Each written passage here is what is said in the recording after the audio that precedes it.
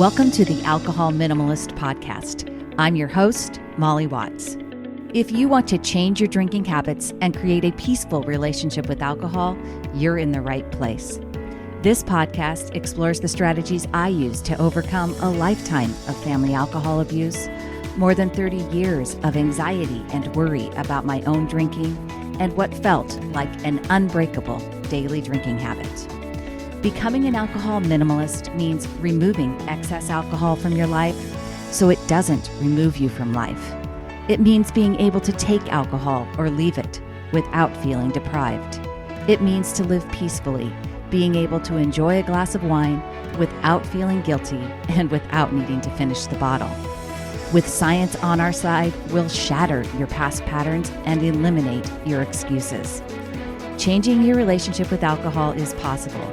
I'm here to help you do it. Let's start now.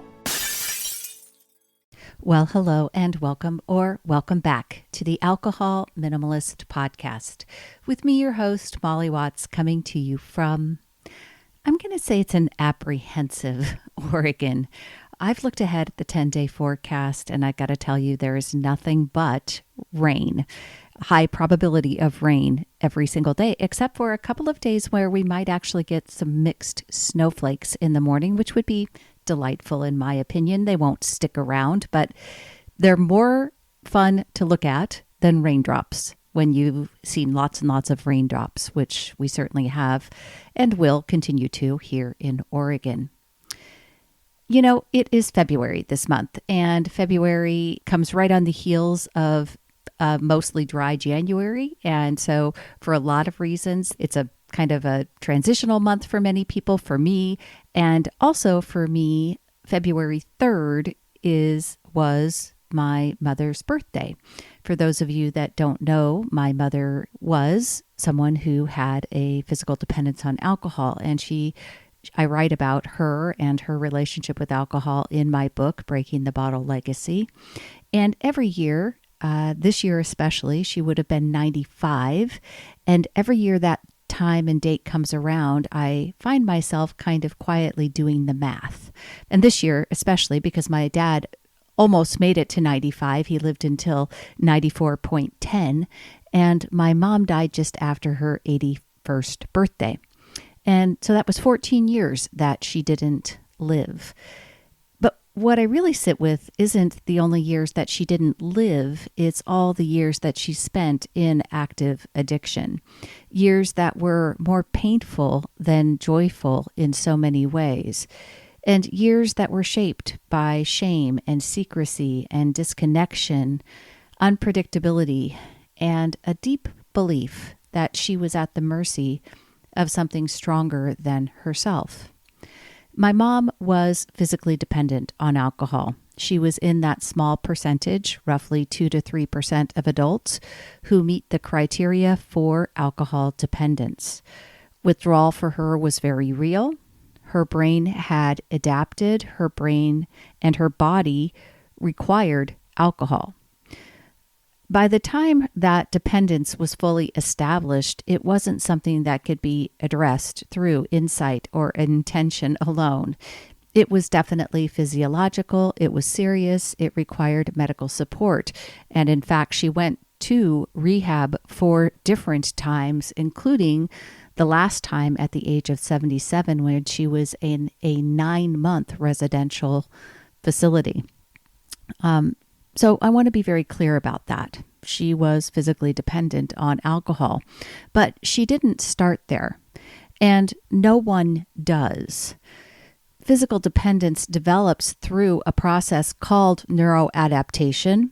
When alcohol is consumed repeatedly over time, the brain compensates for its depressant effects.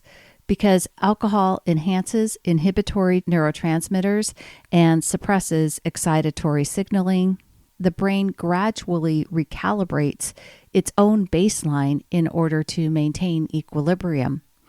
Over time, it reduces its natural inhibitory activity and increases excitatory tone. When alcohol isn't present, that imbalance shows up as withdrawal, anxiety, tremors, agitation, physical distress. But that biological shift doesn't happen in a week. It doesn't happen from one bad month. It happens through repetition, through reinforced patterns that become more frequent and more normalized until the body adapts to them. And long before my mom's drinking became physically dependent, there was a belief operating underneath it. And that belief was that alcohol was in charge, that alcohol was the cause, and that she was its victim. She did not see her thoughts, her coping mechanisms, or her repeated behaviors as part of the progression. She saw alcohol as the driver. And when you believe something else is in control, you don't have to look for your own influence. Not in the early stages, and certainly not when trajectory is still malleable, is still formable, is still changeable. Earlier this month, when I interviewed Dr. Charles Knowles, and I'll link that in the show notes if you missed it, about his book, Why We Drink Too Much, he made a distinction that I think is incredibly important. We talked about the fact that only about 2 to 3% of adults meet that criteria for physical dependence on alcohol, but he talked about roughly 20% falling into what he describes as alcohol reliance, and what many people call gray area drinking. That's a very different category. Reliance is about a pattern, whereas dependence is about that physiology. Reliance means alcohol has become a related and repeated coping tool. It's for stress, it's for sleep, it's for reward, for social comfort.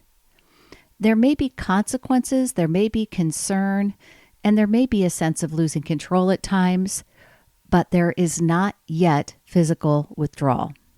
And that distinction matters because the window for change is different. Most people listening to this are not physically dependent. They are, however, reinforced. The brain is a prediction machine. Dopamine is not simply a pleasure chemical. We've talked about it many times here on the podcast. It actually functions as a learning signal. When alcohol consistently brings relief after stress, or ease after social anxiety, or numbing after emotional pain, the brain encodes that association. Over time, cues associated with drinking begin to carry motivational weight, what researchers call incentive salience. So, the end of the day, that is a trigger for a lot of people. Just the timing. We create that association and that encoding. A stressful email or something that reminds us about work. Again, association. We drink to get rid of that stress. It's a celebration. Something's fun happening, and we encode that and we associate that with alcohol. The clink of ice in a glass, that little audio trigger timed at the same time over time. The cue itself begins to trigger anticipation. And when we get that anticipation, the desire that arises can feel intensely physical and automatic. And it's easy to call that chemical destiny. We blame it on the alcohol. But in many cases, it is chemistry shaped by learning. Neuroplasticity works in both directions. Alcohol absolutely impairs executive function as blood level concentration rises. And even at relatively low levels, inhibition decreases and moods shift. As levels climb, as we've talked about many times, those negative consequences become more persistent, and the prefrontal regulation in your prefrontal cortex weakens. Your impulsivity increases. That's real. But there is a meaningful difference between difficult and impossible, between hard and undoable. If alcohol erased agency entirely, then no one would ever stop after 2 drinks. No one would ever leave a glass unfinished. No one would ever decide mid-evening to change course. And yet people do. I do. You do. Which tells us something essential. Alcohol does influence the brain, but it does not automatically remove choice unless and until long-term neuroadaptation has shifted the baseline into dependence. Hey, just a quick break to talk with you for a minute about Sunnyside. You hear me talk about it on the show often, and it really is my number one recommendation for a mindful drinking app. People use this tool in my groups, in my classes, and they tell me all the time how much they really appreciate the fact that Sunnyside is a very positive reinforcement. And what I mean by that is that when you track your drinks, and let's just say you planned for one drink and you ended up having two.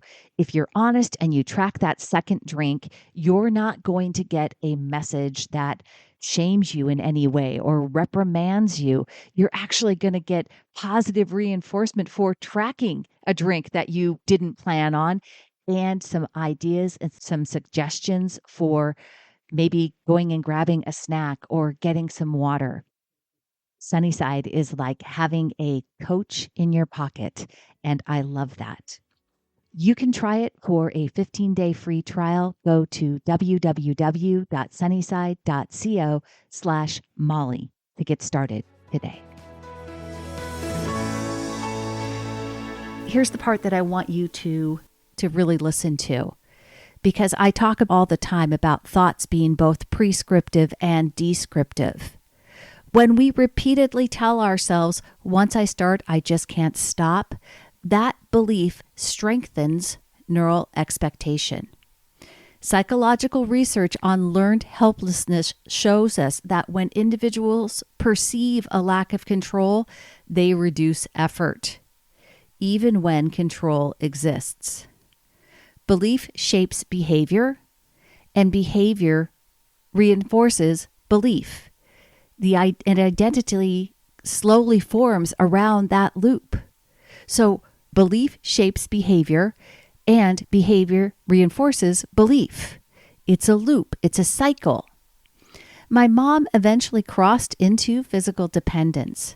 The tolerance was built, her withdrawal emerged, and the physiology was undeniable. But physiology followed years of reinforced reliance. And reliance followed belief. Now, this is not about blame, it's about progression. And it's why understanding the science of risk matters, not from a place of fear, but from clarity. Alcohol. We talked about alcohol and cancer last week. Alcohol increases cancer risk in a dose-dependent way. Even moderate drinking elevates breast cancer risk in women. It disrupts REM sleep and disrupts sleep architecture. It increases cortisol and affects cardiovascular health. And from a completely physiological perspective and potentially mental health perspective, I don't know, the safest amount to drink is 0. And the low-risk drinking guidelines that I talk about and that I share exist to reduce harm, not to declare that drinking alcohol is safe. If you want a deeper look at what the research says about alcohol consumption levels and health impact, I would encourage you to revisit Alcohol Truths, How Much is Too Much, the ebook that I have on my website. You can find it at www.mollywatts.com/resources, because understanding the data removes both the magical thinking and minimization. We don't need to give alcohol supernatural power, but we also shouldn't underestimate cumulative reinforcement. And we got to remember that most people who are stuck are not powerless. They are running loops. A thought produced a feeling. The feeling drives an action, and the action strengthens the neural pathway. I deserve this. It won't matter. It helps me relax. It's just what I do. Each repetition strengthens the association, but repetition can strengthen something else. And this is the part I wish my mom had believed earlier. That influence existed before dependence set in. So when I think about her birthday, would have been 95, I don't think about just the years that she didn't live or even the years that she lived in pain. I think about the fact that most people listening to this are not yet in the place she eventually reached. Most are in a place, even potentially not in that 20%, but they're in a place where they're questioning their relationship with alcohol. They are questioning their reliance on it, where patterns are present, where reinforcement is happening, but physiology has not fully shifted into dependence. And that means something profoundly hopeful. It means there is still room. There is room to notice. There is room to question. There is room to gently shift direction before repetition reshapes biology.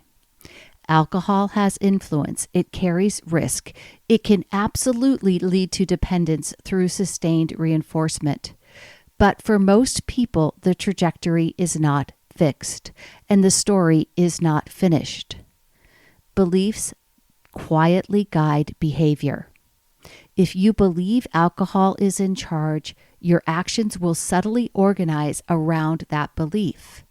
But if you begin to consider that you may have more influence than you've been giving yourself credit for, your behavior can begin to organize differently as well. So rather than ending today with a directive, I want to leave you with an invitation. What belief about alcohol might you be carrying that deserves a closer look?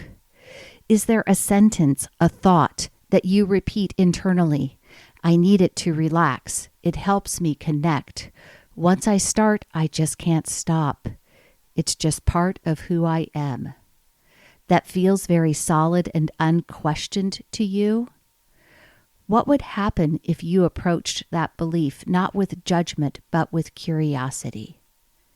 What if, instead of trying to force a behavioral overhaul, you simply began to observe, to gather data, to pause before the first drink and ask yourself what you're actually feeling or what you're hoping the drink will provide? Perhaps the small step this week is choosing one evening to experiment with awareness rather than automaticity. Perhaps it's revisiting alcohol truths, how much is too much, and looking honestly at the numbers without fear and without minimizing. Perhaps it's replacing the phrase, I can't, with something more accurate and more empowering like, this is difficult, but I can learn. Small cognitive shifts precede behavioral shifts. And behavioral shifts repeated over time reshape the brain. You do not need a dramatic declaration. You do not need to solve everything at once. But you can begin to examine the narrative you've been living inside. Are you giving alcohol more power than it actually has in your life right now? And if you are, what might it look like to gradually reclaim some of that power? Not in a moment of force, but through steady, thoughtful change. Not overnight, but steadily. That's all I have for you this week, my friends. Until next time, choose peace, and I will see you on Thursday. Thanks for listening to the Alcohol Minimalist Podcast. Take something you learned from this week's episode and put it into action. Changing your drinking habits and creating a peaceful relationship with alcohol is 100% possible. You can stop worrying, stop feeling guilty about overdrinking, and become someone who desires alcohol less. I work with people in 2 different ways, and you can learn about them over at my website. Go to www.mollywatts.com/workwithme or reach out to me directly. Shoot me an email, molly@mollywatts.com. We'll jump on a call and decide what might work best for you. This podcast is really just the beginning of our conversation. Let's keep it going. If there's one thing I know, it's that change is way easier when you stop trying to do it alone.